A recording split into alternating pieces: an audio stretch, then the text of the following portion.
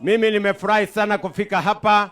Mimi nawahakikishia hii urafiki, na mimi nataka niseme nikiwa hapa Maua, urafiki nimetengeneza na watu wa Meru, urafiki nimetengeneza na watu wa Mulima, ni urafiki ambayo tumetengeneza kwa miaka karibu 20.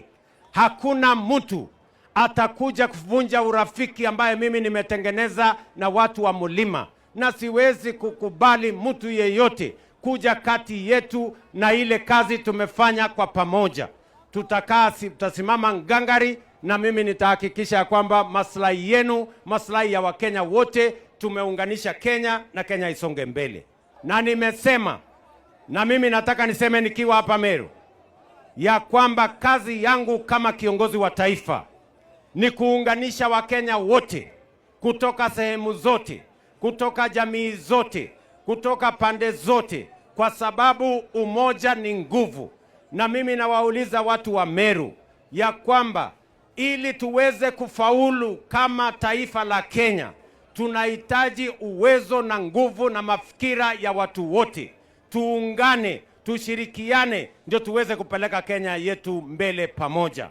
Na mimi nitahakikisha ya kwamba no part of Kenya is left behind. No community, no region is left behind, because in unity we can succeed better as the people of Kenya. Watu wa Meru jameni, na wauliza kama mtanisaidia tuunganishe Kenya. Munasema tuungane ama tutengane? Tuungane ama tutengane?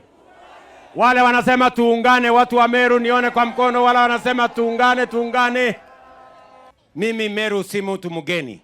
Mimi nimekuja Meru mara nyingi, ni kweli ama si kweli?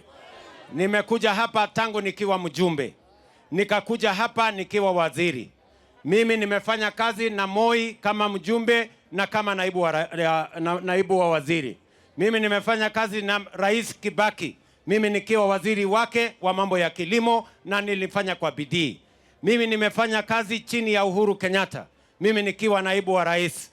Mimi naelewa mambo ya uongozi ya Kenya. I am not junior, I am not new. I understand what is necessary for us to move this country forward. Na mimi ile urafiki nimejenga na watu wa Meru, ile urafiki nimejenga na watu wa Mlimani, na ile urafiki nimejenga na watu wa Kenya. Mimi siwezi kukubali mtu mwenye hana maono, mwenye hana mpango, mtu wa chuki na fitina aharibu urafiki na undugu na uongozi ambayo tumejenga kwa miaka mingi. Ya muhimu Kenya hii ni vile tutaungana, vile tutashirikiana, vile tutafanya kazi kwa pamoja, sio kwa manufaa ya viongozi, lakini kwa manufaa ya wananchi. We must not be asking what is in it for the leaders. We must be asking what is in it for the people. And that is how we are going to succeed. Tumekubaliana jameni? Tuko pamoja?